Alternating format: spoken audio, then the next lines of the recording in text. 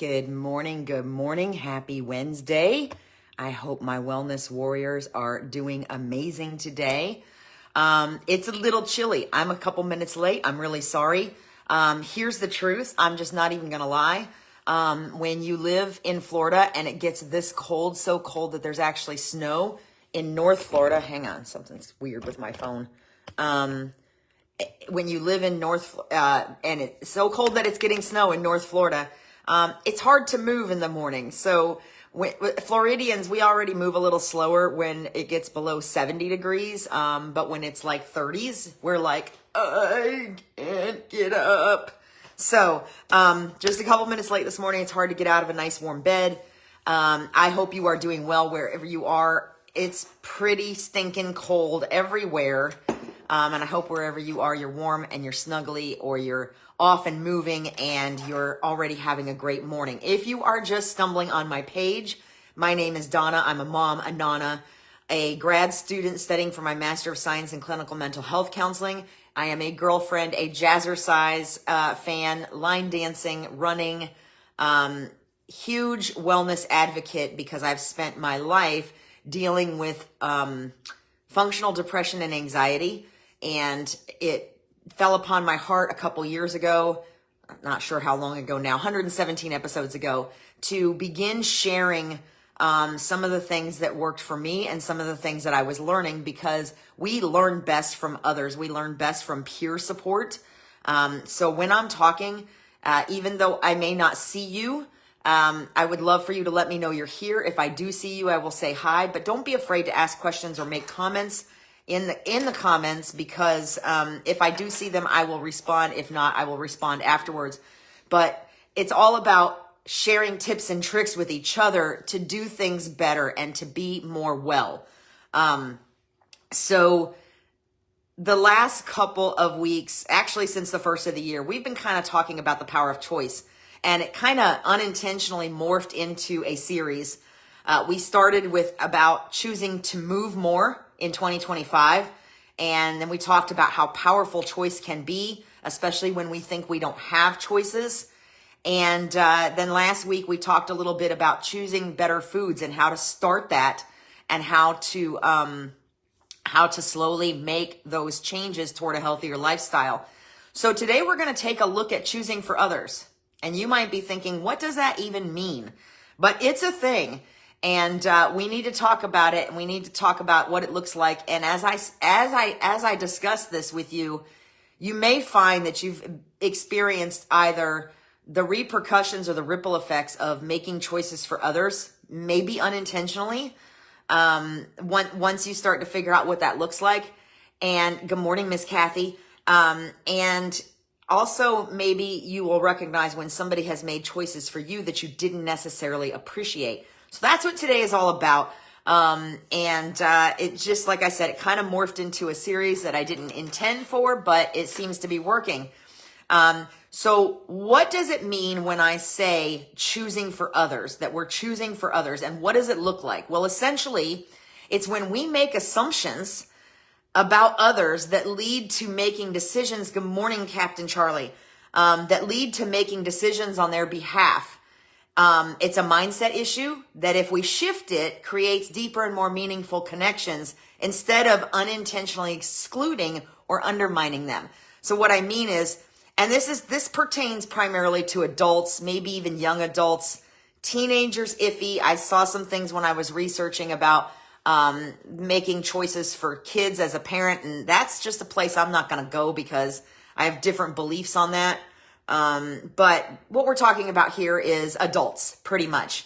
And that we sometimes make choices for other adults unintentionally, what that's really about and what that looks like. And by doing that, we can sometimes exclude them or undermine them.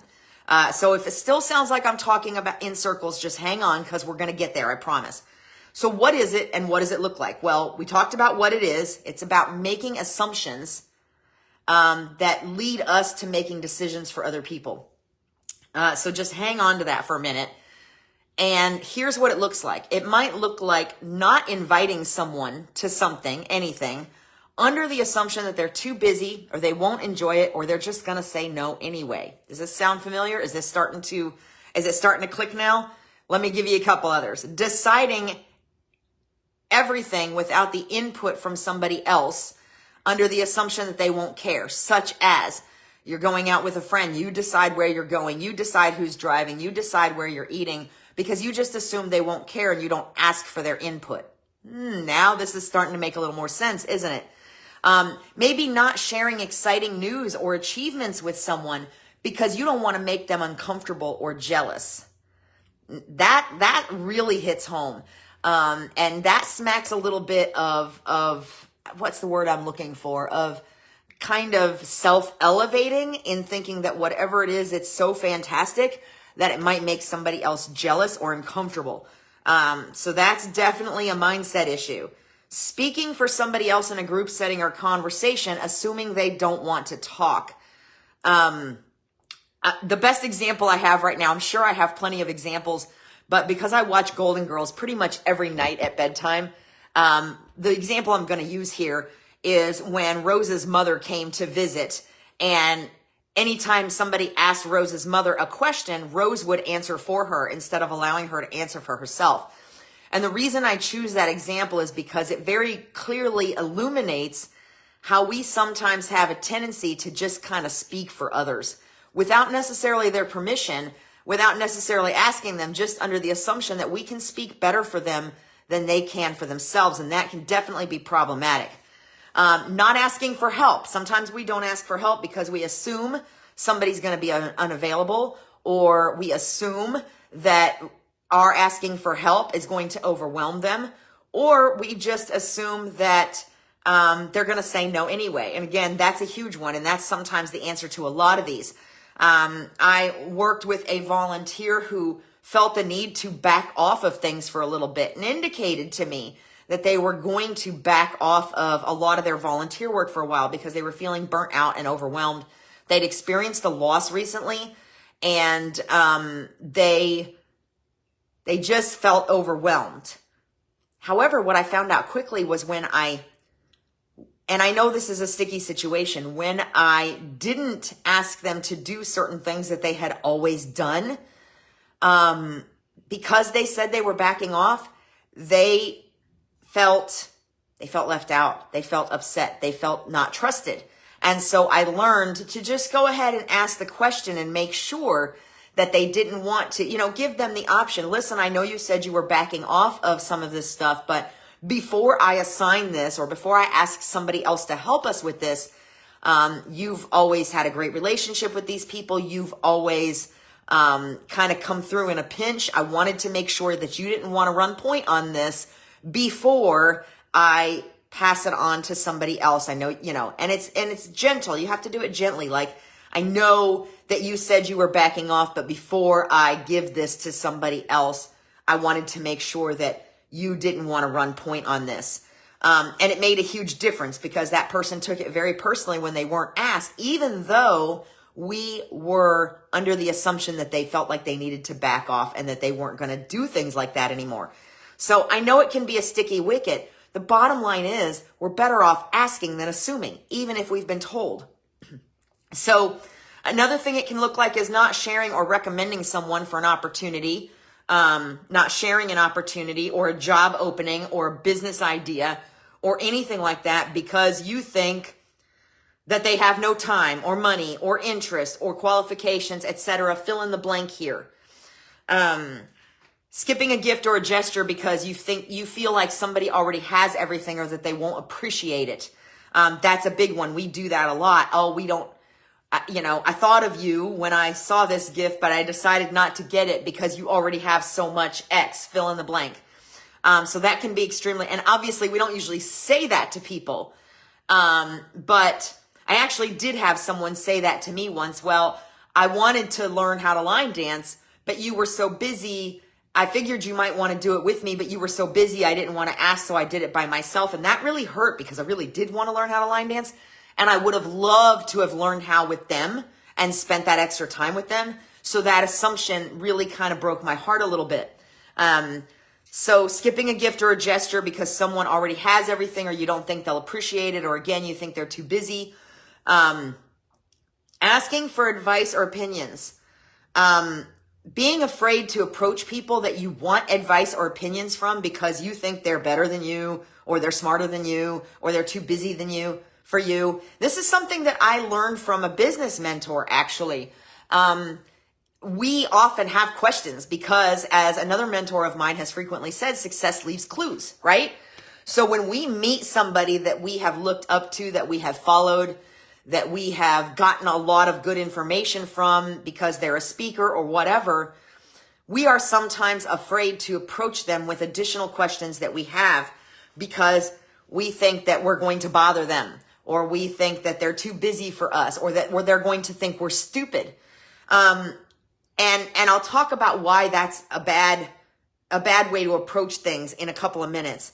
And then the other one, so just hang on to that one too. And another one is just not being honest and not sharing feelings that are important to you because you think the other person won't care, or you don't want to hurt the other person. People stay in relationships that should have ended years ago for this reason. They carry resentment for this reason.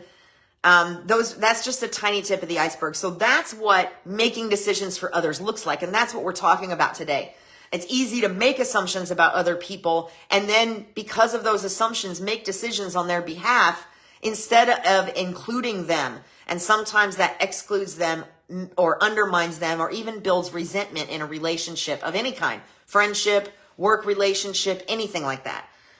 So the unintended consequences are, which we've kind of touched on already, is that when you exclude them, you deny them the opportunity to be included. If you make assumptions and you exclude them, or you don't ask because they're just going to say no anyway, they always say no, you deny them the opportunity to be included. So I love essential oils. I have a friend that runs essential oil classes. They look like these wonderful gatherings that bring lots of women together for great conversation and making different mixes and stuff with the essential oils. And they do this about once a month. And y'all, I am busy. And I do say no a lot because I have grad school, and I have my online activewear business, and I work part-time for NAMI Citrus as a program director. So there's a lot going on. And a lot of times my Saturdays are eaten up with catching up on schoolwork. I have told this person, please don't stop asking me, because one day I'm going to surprise you and I'm going to show up. It's going to hit me on just the right day where I'm going to have less to do, and I'm going to be like, you know what? I need to go today. And I've done that before. So they could just stop asking me, and then eventually I would probably forget it's happening and then hear about it from somebody else and feel bad because I wasn't invited, which obviously could have a lot been my responsibility because I kept saying no. But God bless that individual. They continue to ask. Every time they're having that gathering, they send me the information. They don't give me any pressure. They just say, here, if you can make it, it would be great.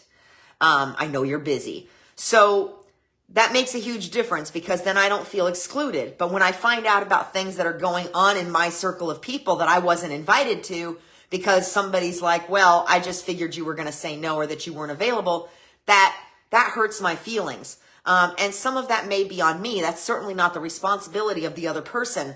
But there might have been an opportunity where my calendar suddenly cleared, and that was a missed opportunity because I wasn't asked.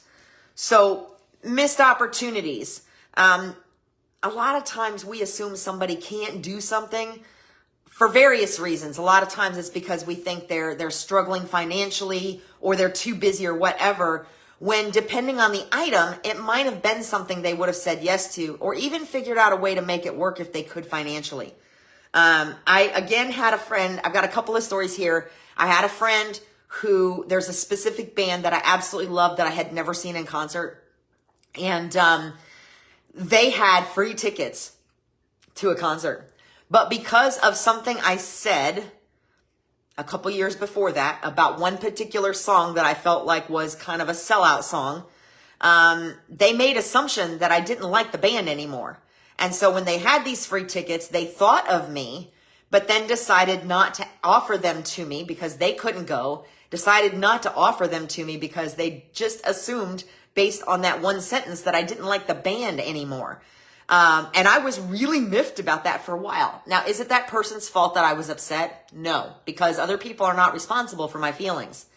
However, that person also made an assumption based on a brief conversation about something very specific and never offered that opportunity to me. And then worse yet, told me about it later. And the fact that they didn't offer it to me and why. So that probably was what I really got upset about. Also, there was, you guys have heard me talk about my trip to New York, which was my first trip out of state or anywhere in a very long time. And that was the trip that I initially said no to. And then over the course of the next week kept saying, why? Why am I saying no? Why can't I do this? Why do I keep telling myself no? They could have assumed, I even said no once, and they could have assumed, no, she's not going to do it. She doesn't go anywhere. She's struggling for money. They could have assumed all these things. Good morning, Amanda. But they didn't. They came back around and said, are you sure that you don't want this opportunity? And as I continued stewing, I was like, you know what? Yes. Is there still an open spot? Because yes, I want to go. And I figured the rest of it out. But they didn't withhold that option or that offer because of assumptions that they were making. And that person also knew me well enough to know that when I said no, my face and everything else was screaming yes, and I just hadn't got there yet. But again, it's not up to other people to make those determinations. So they didn't just wait for me to change my mind. They actively looked for other people to take this spot to help them move a relative down here. But then they still continued to circle back around to me. And then I took a chance and said yes and reached out and said, is this opening still available? And it was. Not because they weren't trying to feel it, not because they assumed that I was not going to change, not because they assumed I was going to change my mind, but they could have very easily assumed that I was never going to say yes just based on my initial reaction also, or they might not have ever asked because they knew what my schedule looked like and they knew that money was tight and they knew all these things about me. And the point here is that a lot of people won't ask about something that they know somebody else would absolutely love or adore because of those kind of assumptions, which sometimes situations change and nobody talks about it. Or sometimes if it's something that's really important to someone, they'll find a way to make it work, right? So basically when you do that, when you make assumptions, you're keeping people, you're creating missed opportunities for other people based on your own decisions and your own assumptions. And again, we talked about this a minute ago.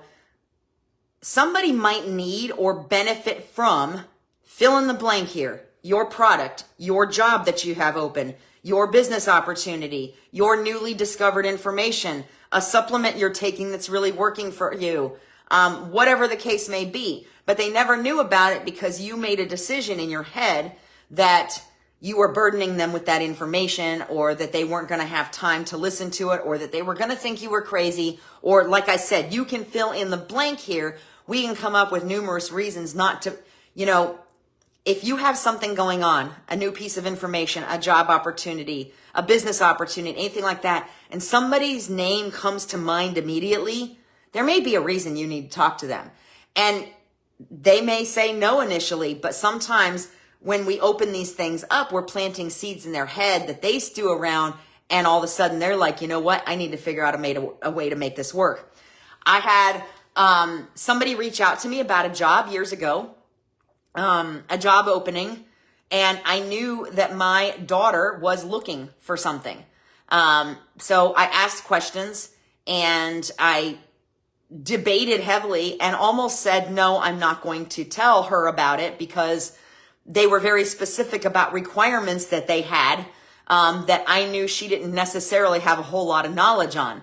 And then I thought to myself, and now she was an adult at this point. She was a grown adult, and I was still momming. So at this point, I actually stopped myself and I said, hang on. She's been on her own for a few years. You don't actually know what she's learned in her other job. Maybe you should ask her, or at least let her know that the opportunity's there first. And so that's what I did. And long story short, years later, that is the company she works for. And She didn't get the job because I said, hey, so-and-so is looking to hire, you should apply.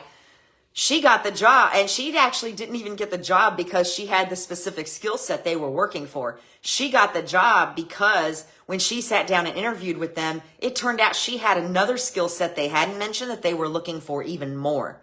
But if I had not made her aware of this opportunity, she might have ended up somewhere else or might have ended up at a job she hated for way too long. And I've seen other situations like that before. Like seeing somebody that was looking for a position on Facebook and immediately thinking of a friend of mine that I knew was miserable in her job and going, no, I shouldn't bother her. And then going ahead and sharing that opportunity with her anyway. And she ended up being there and very happy for several years. So that's what I mean when I say when we make decisions not to tell somebody something because we don't think they're qualified or we don't think they have the time or we don't think they're looking or we think they're too busy, or you can fill in the blank with any stinking excuse. We deny them that opportunity or something that they might benefit from by keeping quiet about it. Okay? So additionally, it can build resentment. I talked about the friend of mine that chose not to offer me specific opportunities.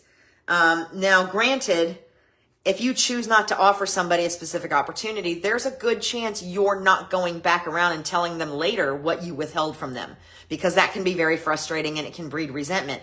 Good morning, Miss Dawn. And while it can hurt us, and we're going to talk about this in a minute too, it can hurt us to continually offer somebody something and have them continually say no. At the same time, if they want to and they just aren't in a position to at the time and you stop giving them that opportunity, it can breed resentment from both sides. Let's just face it. It can breed resentment from both sides. And it's really not reasonable for us to continue to make that decision for them. So this is a good time to talk about what's really happening when we do that. Okay? Because as I just stated, it can kind of go both ways. If I'm constantly asking somebody to go do something with me and they constantly say no, there's a good chance I'm going to stop asking, right? But why am I going to stop asking? Am I going to stop asking because I don't think it's an opportunity they would like anymore? Am I going to stop asking because I just think they don't want to and that they're telling me no because they don't have the cojones to tell me that they don't want to or that they don't like me or whatever? No, what's probably happening here is I'm making it about me and I'm getting frustrated because they're not accepting my invitation. And so I become afraid of rejection or I become frustrated when they say no and I stop asking because I'm making it more about me than about them. Well, they must not like me. They must not want to do this. It may seriously just be a situation where it's always bad timing. Oftentimes when we're doing this, when we're making decisions for others, we're doing it because we're afraid of rejection. We don't ask because we're afraid they're going to say no. So we never even give them the opportunity. I know I've been guilty of doing this countless times.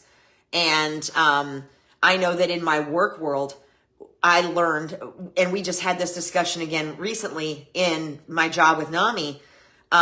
We've had people that have been upset with us. We made assumptions that they wouldn't sponsor an event because they were already doing X, Y, and Z. And so we didn't ask, and they were upset that they never even got asked.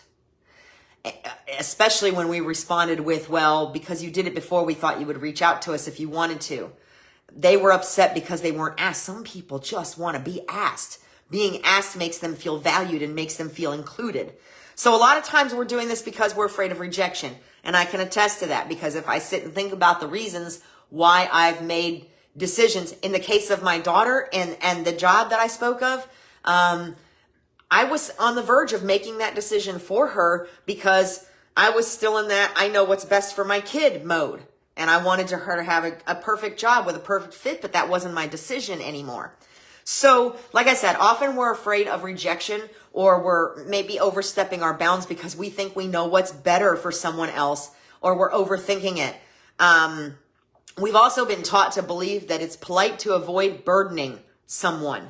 And that includes things like asking for help with moving, or we believe that asking for help shows weakness. I can't tell you how many times I have said, you knew I was available that weekend. Why didn't you ask for help? Good morning, Miss Peggy. Or that I have been hollered at because I didn't ask for help when I needed it. And somebody else was like, oh my gosh, I could have, we could have gotten this done in half the time if you would have just talked to me. And that's because sometimes helping others, sometimes that's a love language. So, they may not know we have something going off, but if we don't throw it out there, we don't have to feel like we're burdening somebody. We can just ask, hey, listen, are you available? Because I have this going on and I could really use some help. It's okay if you say no. That's how you can frame that. It doesn't have to be, will you help? And then just waiting in weird, awkward silence while they make a decision. And then them feeling like they have to backpedal and scramble to explain why they can't, or why they don't want to, or why they're not available. So we've been taught to believe that it's polite to avoid burdening people. So we tend to not ask when we should, especially when helping might be their love language. Maybe somebody can't help us financially, but they can help us throw a few boxes in the back of a truck. And that makes them feel better. And I've got weird little thumbs up bubbles on the screen again. That makes them feel better, because there's lots of ways that people can contribute to each other, and encourage each other and help each other and make each other feel valued, that aren't necessarily financial related, or maybe they can't lift a box, but hey, you know what? I can't help, but I can order a pizza. You know what I mean? Or I can't help, but let me know when you're ready to unpack and I'll make some time to be available then. All of these different kinds of things. So like I said, what is often happening here is we're trying to be polite, or we're trying to avoid burdening someone. And we often don't even realize that we are depriving them of opportunities to communicate in their love language, or maybe depriving them of an opportunity to improve themselves, that they didn't know they wanted. I didn't know I wanted to make this trip to New York. It was the catalyst for a year of just dramatic change in my life. But if they would have assumed that I was going to say no and never asked, it never would have happened.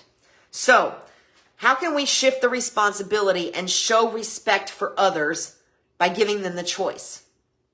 And this is going to be really important. Some of that I just talked about. Would you like to join us for dinner? It's okay if you can't make it, but I'm making X and I know you love that and I thought I'd throw it out there. No pressure. It's important to say no pressure. Totally okay either way. If you're really truly okay with it either way. And that's the key. Sometimes we're not. Sometimes we throw something out there and then our being hinges on their response. And then we get our feelings hurt when they say no, and that's when we stop asking. So again, we kind of make it about ourselves instead of making it about others. Here's what's going on. Would love it if you could make it. But if not, that's okay too. Let me know. One of the things that I have talked to a couple of close friends of mine when we've talked about relationships is a lot of times in new relationships, we just drop everything to do what the other person is doing and we stop doing the things that we love. And so we put kind of all of our cards on the table and we automatically start depriving ourselves of the things we like, the things we want, the things we love to do in the name of impressing of or spending time with somebody else. So one of the things that I've been very well known to say is, hey, why don't you just be like, listen, this is what I have going on. You're welcome to join if you want. If you can't, that's okay too. Let me know, or this is where I'm going to be. You're welcome to just pop in. It's really simple. And we don't have to make it about us by getting offended if they say no, or getting offended if they can't make the time, or making assumptions about what else they might be doing or the reasons why, right? So would you like to join us for dinner? Hey, this is what's going on if you can make it. Hey, like that volunteer I told you about. Hey, I know you said you were backing off of things, but you've always had this special relationship with this particular sponsor. Before I asked somebody else to handle it, I just wanted to make sure you were okay with that and make sure you didn't want to handle it yourself. Those kinds of things, so that we're not taking away that option. Hey, daughter, son, etc. I heard about this job opening. my first thought was that I didn't know if you would want it or I didn't know if it would pay enough, but then I realized that that's really up to you to decide. So here's the information. The rest of it's in your court. So you have to trust others' autonomy by recognizing that they can make their own decisions. And if you're hearing about something and they're the first person that pops into your head and you're like, okay, maybe I should tell them. And then you overthink it and you're like, well, no, because this and no, because that, and no, they could never do that. The second you say, no, they could never do that, or no, they probably wouldn't like that, you are now making the decision for them. And the moment you decide not to offer up that information or that opportunity or that job opening or those free concert tickets or whatever it is, you've now made that decision for them. And they never even get the opportunity. And if they find out later, the repercussions might be, you know what I mean? They might build resentment. Extending opportunities and invitations opens doors for more connections.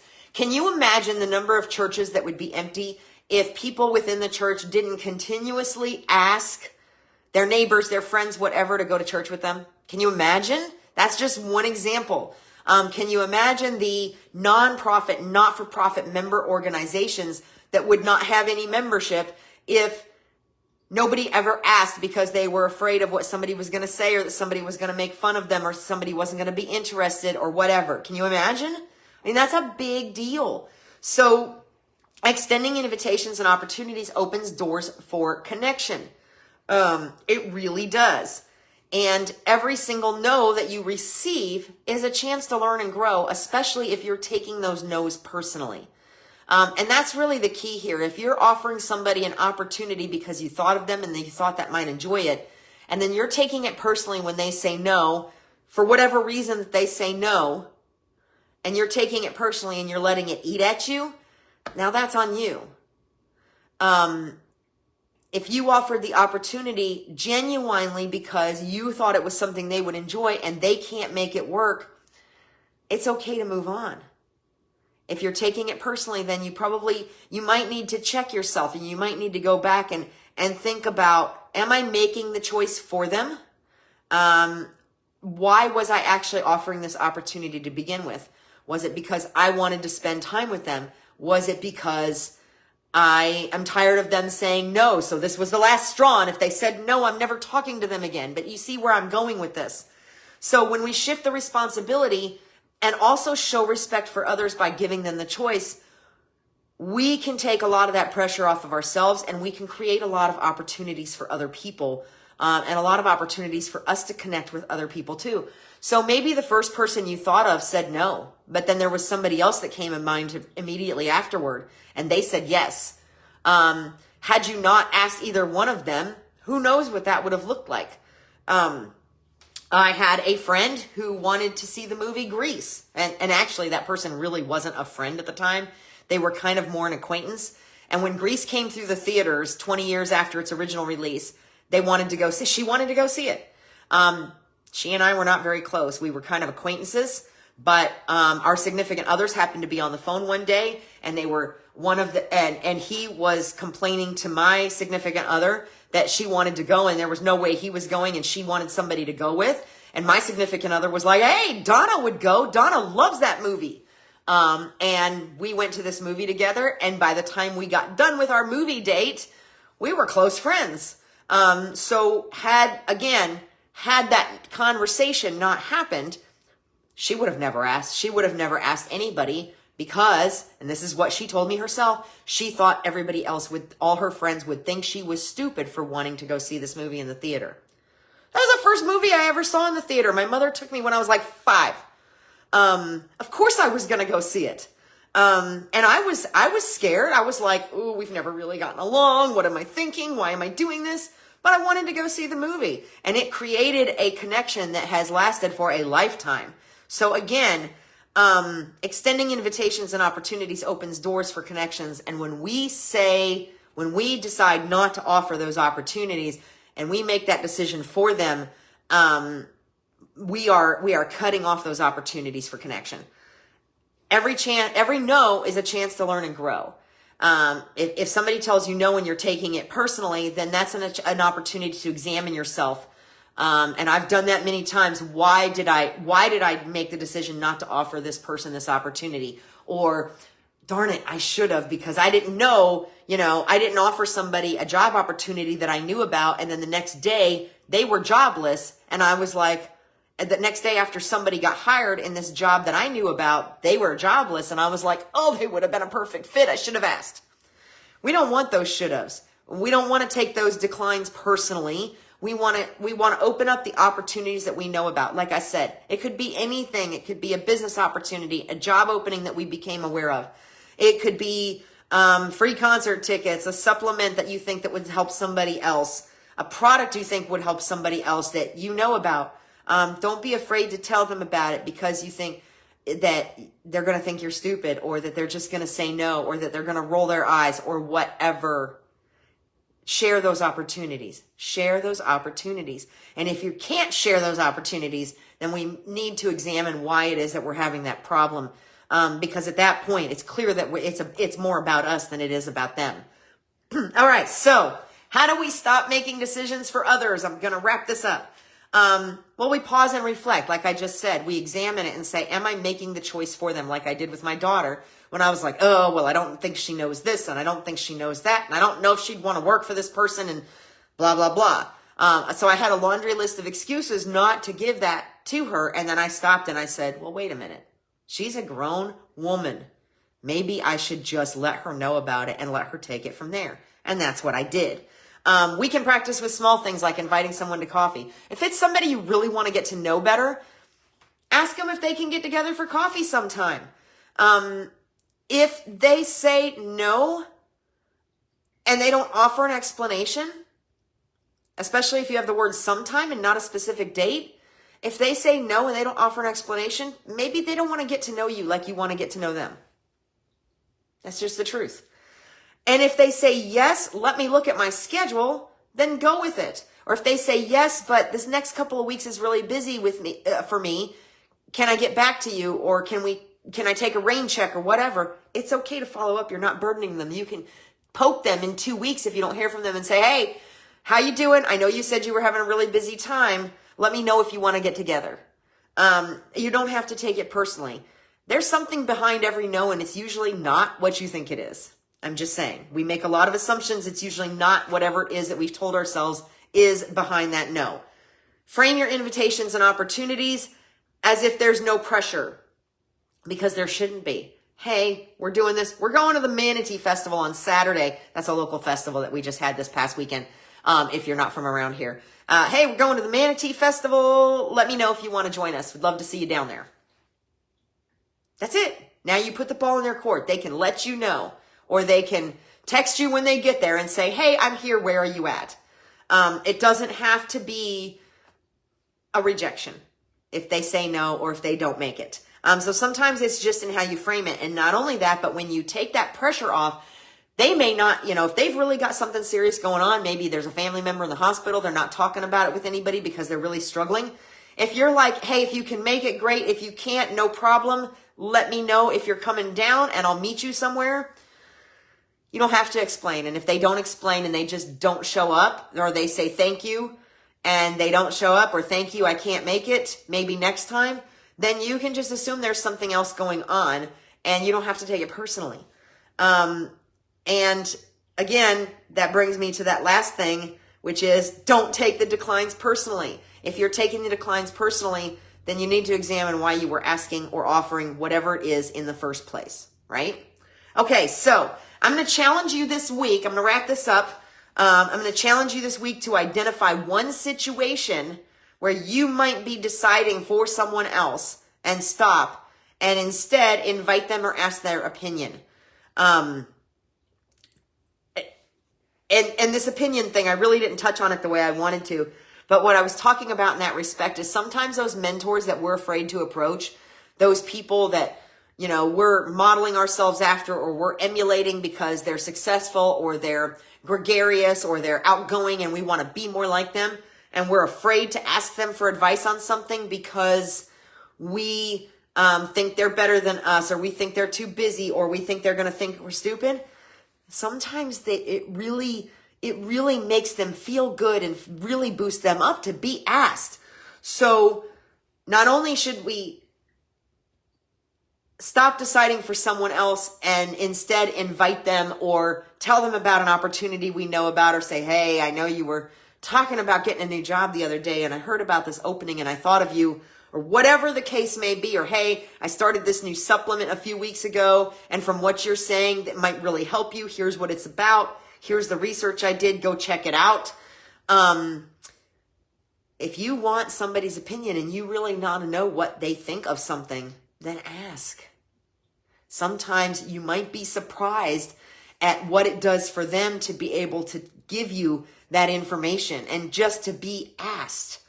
So again, the challenge this week is to identify one situation where you can stop deciding for someone else, and instead either invite them or ask their opinion or tell them about something you've been wanting to tell them about, or whatever it is. And I want you to remember these things, and I'd love to hear about it. So you can message me, drop a comment if you want, whatever, but I would love to hear about it if it's something that you're successful at and you're willing to share. And I want you to remember these things. If they're a jerk about it, whatever it is, if they're a jerk about it, you might need to reevaluate that relationship anyway. Especially if it's like mentor questions, and they do treat you like you're stupid or they reject you, then you might need to reevaluate what it is about that person that you've been following and trying to emulate. Just saying. So like I said, and that takes us back to every no is a chance to learn and grow. People might surprise you with their willingness or interest. So that's the flip side of if they're a jerk about it, you might need to reevaluate that anyway. People might surprise you with their willingness or interest in helping, advising, whatever it is you have to talk about. They really might surprise you. And inclusion, not making decisions for somebody else and including them regardless of their answer, shows that you value them, whether they answer or not. If you ask somebody to do something and they say no and you decide you're never asking them again because they always say no, then that means that tells them that you've stopped valuing them, basically is what that boils down to. So inclusion shows you value someone regardless of their answer. Good morning, Greg and Darla. I'm finishing up, so hopefully you'll go back to the beginning and check this out, because I think you'll like some of the parts of it. And then, of course, the most important thing to remember is that if you don't ask, the answer is always no. We got to ask, because if we don't, the answer is always no. So that is it for me for today. I hope you found this helpful. If you did, please share. I'm not sure yet. I'm toying with a couple different topics for next week. So more news on that. And stay warm today wherever you are, because I'm pretty sure all of us, except those of us like down by the Keys, are freezing cold right now. All right, maybe a little north of the Keys, but whatever. Okay, so I hope you're having a fabulous day. And I'll see you next week. In the meantime, be well. Bye.